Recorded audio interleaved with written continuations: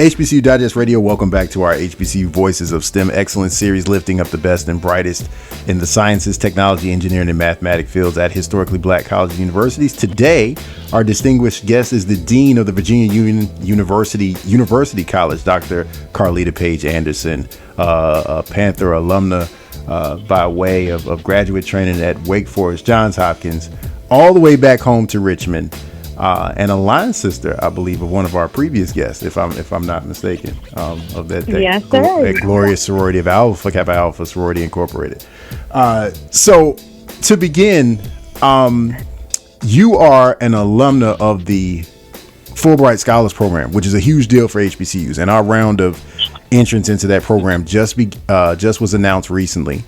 Your term of service was in Indonesia. Can you talk a little bit about that research? Because it plays a lot into what you do today, but then the excitement that a lot of the young people who are going to be participating this academic year can look forward to as a part of the program. Absolutely. So my appointment as a senior Fulbright Scholar actually was during the 2014-2015 academic year. And so I applied as a faculty member, a senior scholar, to be considered for research appointment in Indonesia. And I specifically identified that country because my research, really starting from my postdoctoral work, was on tuberculosis and infectious disease. And Indonesia has a high incidence of that. And in addition to focusing and recognizing that was a burden in that country, I really wanted to really dig deeper into how the curriculum for undergraduate students was set up in STEM, to really introduce how do you start investigating these issues that are highly prevalent in your native land, and how do you position yourself to be a contributor to figuring out solutions to some of those problems. And so I was actually pleasantly surprised when I found out that I was accepted, because, as you know, the Fulbright thing as a faculty member at a HBCU is not as common as we'd like for it to be. But frankly, from Virginia Union, I am not aware. I won't necessarily say I'm the first yet, but I have yet to confirm whether or not a sitting faculty member from Virginia Union University would have such an appointment. And so I accepted that there was a heavy responsibility on me to really chart the course for what that would look like as a young Black scientist going to the third largest democracy in the world, but also, the largest concentration of Muslims in the world, having had a Christian foundation. So that experience really was transformative for me. Everything that's going on now in our political landscape, that is powerful within itself, just to hear that story. But let's rewind a little bit. Talk about those foundations as a child, as a budding researcher and an inquisitive scientific mind. How did your home life and your secondary schooling kind of shape your identity around STEM and make you interested in it, particularly as a Black girl and as a Black woman? And what led you to the path to follow that dream at Virginia Union? Sure. Growing up, I was raised by a single mom who emphasized that I could do anything that I wanted to do. She said that all the time, and I really believed her. And the most impactful experience that I can recall, at least the earliest one, let me start with that, was in first grade. My first grade teacher, I'm a native of D.C. I went to a elementary school that was right across the D.C. line in Prince George's County. My first grade teacher, Miss Collins, she made math amazing for me. Mm-hmm. And that alone, my mom's encouragement that I could do whatever I want to do, but then this first grade teacher who really celebrated those small successes that I had really, really affirmed me very early on to know that I could do, in particular math. And so throughout my, K-12 experience, I just had natural inclinations where math and science really clicked. Suffice it to say, sometimes the history and languages, humanities, they were not as interesting. However, the math and the science, I just had a series of teachers who really, they didn't pay attention to my background or my race or my gender. They just really spoke life into me, and that really manifested itself in me wanting to pursue what I thought at the time was, I came to college believing that I was going to be a pediatrician because I loved mine, right? And so that's all I wanted to do. And when I got to Virginia Union, the faculty here really emphasized the importance of research. We had a Mark U. Star grant from the National Science Foundation, and the advisor at the time, who was identified in Shanta's, my line sister's, her talk, Dr. Madhu. He was really such an inspiration to all of us at that time while we were here on campus, and he exposed us to research. And not having known what it was, I was immersed in it. As a student, I engaged in at least 3 different summer internships doing research, and realized that, while medical school was really what I thought I wanted, it wasn't until I had these intentional exposures to let me know that there was another avenue for me. And really studying the crux of the why was really more aligned with what I wanted to do at the time, and I just kept going from there. Talk about that experience at Union, because a lot of people, even those who are well versed in HBCU culture, they kind of brand Union, for its theological roots, right? This is a school that makes preachers, but Union is spectacular in a lot of academic areas beyond theology, particularly in science. Was it that? How would you explain it to someone who apparently would not know a lot about Union and how rigorous it can be, particularly in preparing you for graduate study? Absolutely. We are this hidden gem in Richmond, Virginia, where we have amazing faculty. That's really what it boils down to. We have at Virginia Union a liberal arts curriculum, so we prepare students for life.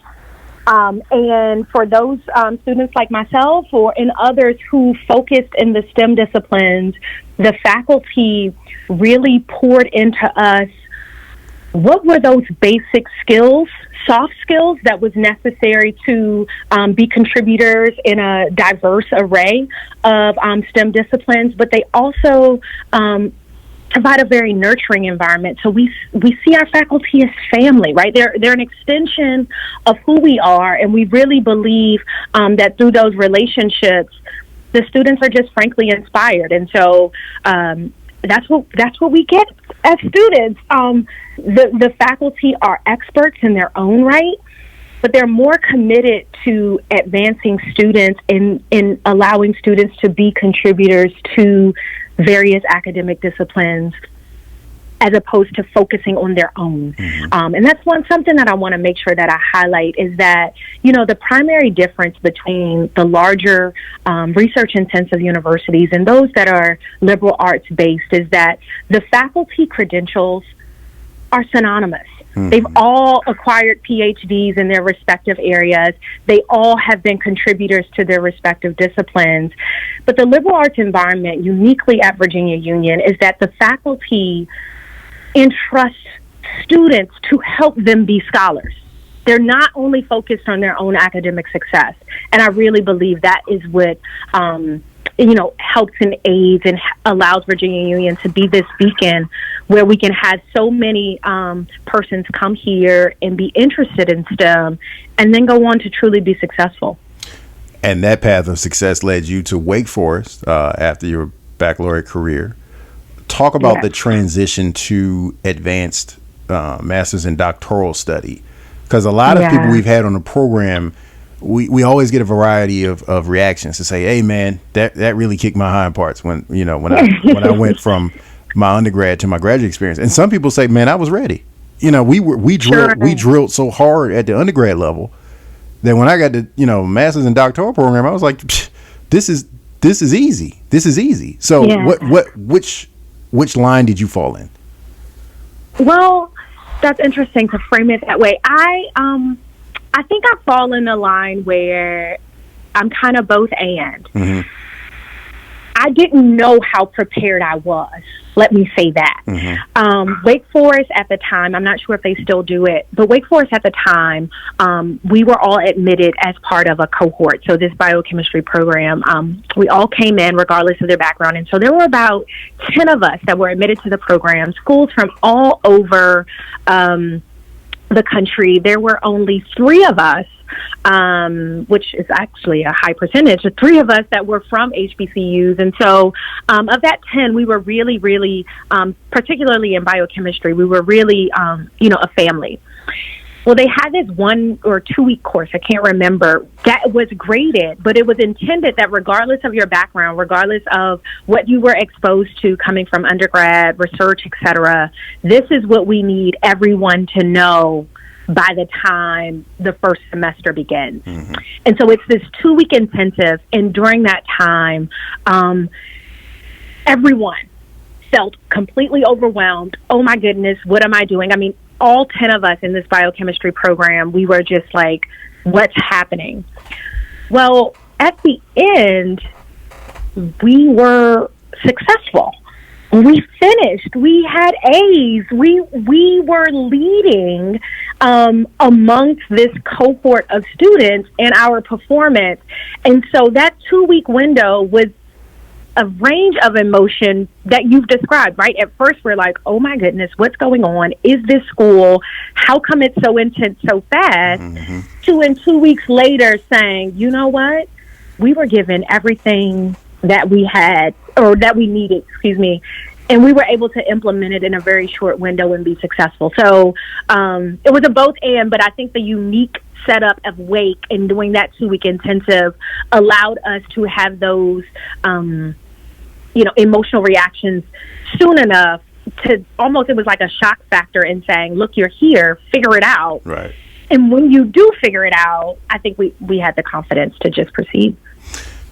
That translates into time at Hopkins, research and transition from faculty appointments to executive appointments.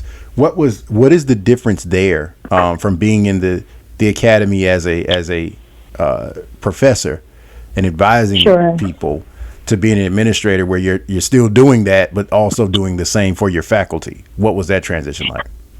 Absolutely. So leaving Hopkins, I'll start there. That's where I did my postdoctoral work. And, I've always studied infectious disease. And so something that I had never considered was, not every university can grow these, pathogenic organisms that cause disease. And so when I was looking for faculty appointments, I really didn't think about that much. But I found myself being in an institutional setting where I had to figure out, how do I take my research endeavors and make them work as a faculty member at Virginia Union. And so that was the first transition point for me to say, or to at least recognize, that every institution is different, and how you view your contribution to the academy, meaning the academic arena, how you view your competition or your contribution, really depends on where you are. And so my first, observation was figuring out, how do I take this research R1 preparation that I received as a postdoc? How do I translate that into a liberal arts environment in a way that doesn't question the integrity and the rigor of my scholarship? And so, as I marched through the tenure ranks, I was able to figure that out. I was able to be a little bit more reflective and creative, if you will, in figuring out, how do I study these biochemical processes in an institutional setting that was not created for this type of research. And I figured some things out, and I really believe that what I was able to do, certainly the university and the administration over the years have recognized, and I certainly appreciate that. But I was able to, navigate that space. And it was very important for me. So the work that I do at Virginia Union, because it's personal as an alum, it is essential for me to always figure out a way, how do we recreate these pockets of opportunities for people to be their best selves. And so, as I then transitioned into more of an administrative role with, our Center for Undergraduate Research, it was very important for me to engage with the rest of our faculty members about how do we really adjust and reframe our academic and intellectual pursuits such that we don't find ourselves expecting Virginia Union to be something else. Mm-hmm. How do we adjust our scholarship such that it's just right for where we are and it still withstands the rigor from the broader community? And so I was able to do that to some extent with the Center for Undergraduate Research. And now as Dean of our university college, I am doing that in a slightly different way, right? So now it's not about just scholarship and academic pursuits. It is now about academic support and really bolstering student success a bit more. And so each of those transition points really caused me to really be reflective in understanding who I am, right, as a professional, what the institutional setting demands. I don't know that many faculty and or administrators are always intentional about that reflection. And then in that process, how do you engage multiple persons, not just yourself, but how do you form those partnerships and collaborations to make sure that everyone is working together to advance the university as a whole? And that's what I've tried to do over this time period.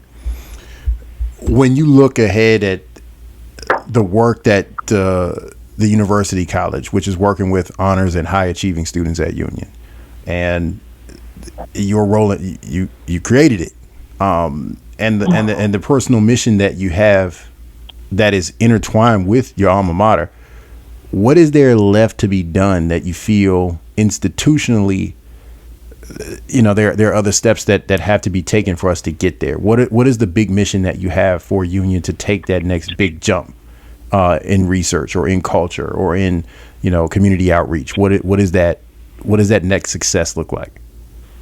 Yeah. So, the University College, it started, last year in the fall of 2018, and it's continued to evolve. Under the leadership of our current president, Dr. Lucas, he has really challenged those of us in leadership capacities to really assess via the use of data where we are in terms of our institutional metrics. And his philosophy is, how do we become best in class? And so certainly as we continue to build out the University College, that is always at the forefront. For myself, my personal mission is to always create learning spaces where everyone is valued as a contributor, student and faculty and staff alike. I am completely driven and motivated by empowering others to find themselves as being not just consumers of knowledge and information, but contributors. And so through the University College, what we hope to do is start with our students.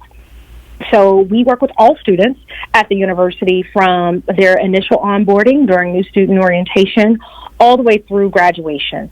And so we offer those academic support services to help students really master how their development over time. And so we work collaboratively, certainly, with our academic departments. And so as the students mature, we ask them to be intentional about their own reflection. So the same evolution that I've experienced personally in that reflection moment, essentially what we're doing is recreating those moments and allowing students to be okay with the unknown, because, as adults, this is what happens.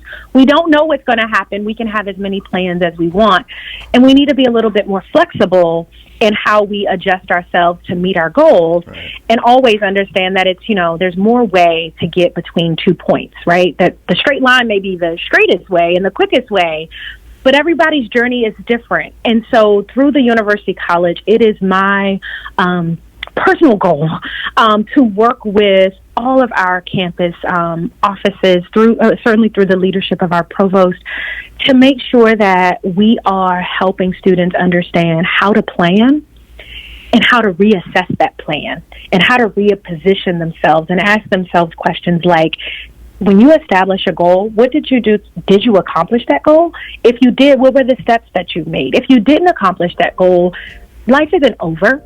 Let's be reflective and understand what decision making went into that process that may have led to your current situation.